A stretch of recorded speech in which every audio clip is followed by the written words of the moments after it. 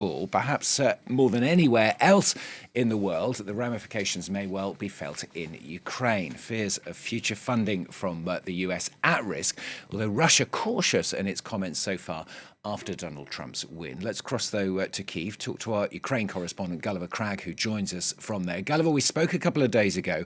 I remember at the time being quite surprised about that sentiment that you expressed there, that a lot of people in Kyiv and in Ukraine saying actually that the election won't make that much difference. I mean, are people still thinking along those lines?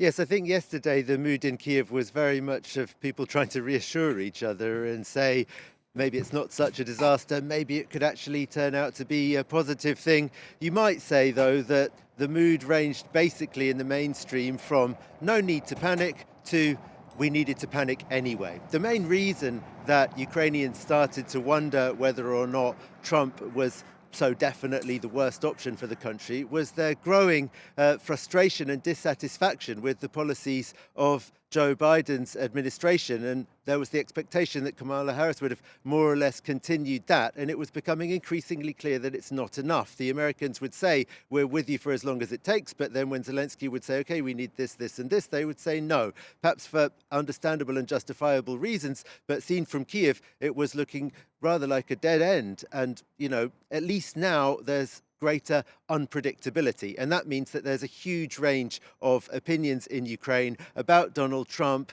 I think, you know, broadly speaking, the majority think that he's broadly bad for democracy, bad for the world. They're very much aware that he's friends with Viktor Orban, who is Ukraine's worst enemy inside the European Union that they want to join. So there are lots of reasons to be very worried about it. He also has been skeptical about the need for aiding Ukraine, but he hasn't been at all clear about what his policies are really going to be. It's also not really clear what his relationship with Vladimir Putin is, what the Russians think of him, and how, he might react when he, as expected, tries to force the two countries to sit down at the negotiating table. And as expected, the negotiations don't wrap up in 24 hours with a nice deal that satisfies everyone and ends the war. Nobody believes that that's going to happen. And that means that nobody really knows what is going to happen. Or at least there are a huge range of different theories of different people in Ukraine who think they know and who disagree diametrically with each other about it. What about Volodymyr Zelensky in all of this? I mean, it's quite noticeable. He's one of the first world leaders to come out and congratulate Donald Trump, but he's had a very difficult relationship with him in the past. I mean, is that likely to continue?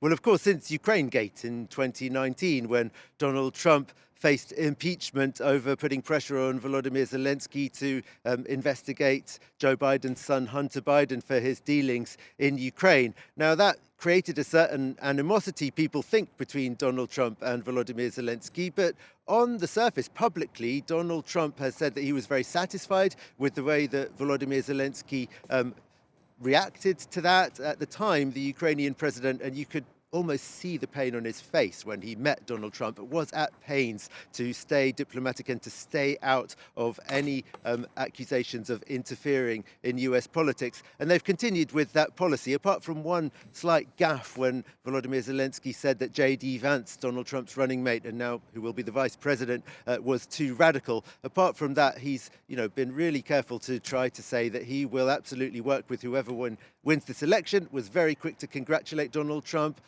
playing to the kind of thing that Donald Trump likes as well, probably by placing great emphasis on, what a big victory it was. The Ukrainian administration, I think everybody here agrees, has no other choice now but to try to cultivate the best relations possible with the incoming US administration. And you can see already how they're trying to appeal to Donald Trump's transactional nature by putting forward, what Ukraine can offer to the US, rather than sort of appealing to moral arguments or arguments about the need to preserve the world order in terms of justifying or explaining why the United States should view it as being in its interests to keep protecting Ukraine.